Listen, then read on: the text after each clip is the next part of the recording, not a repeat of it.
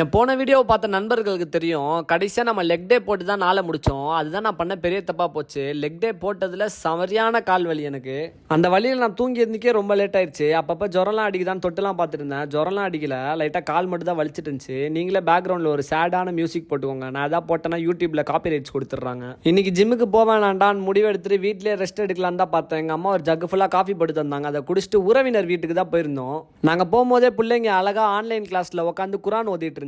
அந்த வீட்டில் இருந்த நம்மளோட உறவினர் பையன் ஒருத்தன் நம்மள செஸ் மேட்சுக்கு கூப்பிட்டுருந்தான். அவன் கிட்ட டேய் நான்லாம் அந்த காலத்திலே கூஃபி ஜென்னை கதற விட்டவன்டா, என்னடா என்ன கூப்பிடுற அப்படின்னு சொல்லி தான் மேட்ச் ஆரம்பித்தோம். ஸ்டார்டிங்லலாம் நல்லா தான் போயிட்டு இருந்துச்சு. திடீர்னு பார்த்தா என்ன தோக்கடிச்சிட்டான். எனக்கே ஆச்சரியமாக போயிடுச்சு. சரி பையனுக்கு கங்க்ராச்சுலேஷன்ஸ் ஒன்று குத்துட்டு நாங்கள் யூனோ விளையாட ஆரம்பிச்சிட்டோம். நாங்கள் இங்கிட்டு ஒரு மேட்சை போட்டு முடிக்கிறதுக்குள்ளே அந்த பக்கம் குரான் ஓதிட்டு இருந்த கிட்ஸ்லாம் குரான் ஓதி முடிச்சிட்டாங்க.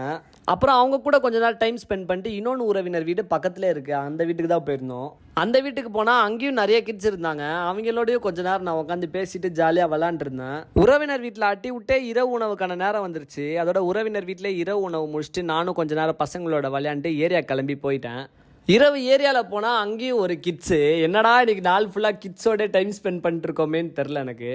அங்கேருந்து ஸ்ட்ரெயிட்டாக நம்ம வீட்டுக்கு போனால் நம்ம வீட்டிலே சில வீட்டு வேலைகள் இருந்துச்சு நமக்காண்டி. வீட்டு வேலைகள்லாம் சீக்கிரமாக முடிச்சுட்டு நம்ம ப்ரோட்டீன் கோல் அச்சீவ் பண்ணுற மாதிரி ஒரு லாஸ்ட் மீல் ஒன்று ரெடி பண்ணிருந்தேன். அது என்ன மீல்னு பார்த்தீங்கன்னா 3 முட்டை, 50 கிராம் மீன், அப்புறம் 1/2 லிட்டர் பாலில் போட்ட ப்ரோட்டீன் ஷேக்கு. இந்த ஒரு மீல்லே நமக்கு 60 கிராம் ப்ரோட்டீன் கிடச்சிருச்சு. எல்லாம் முடிஞ்சிருச்சு. அதுக்கப்புறம் என்ன, இன்னைக்கான வீடியோ அவ்வளோதான். பாய், நாளைக்கு பார்ப்போம். டைட்டு சிக்கோம்.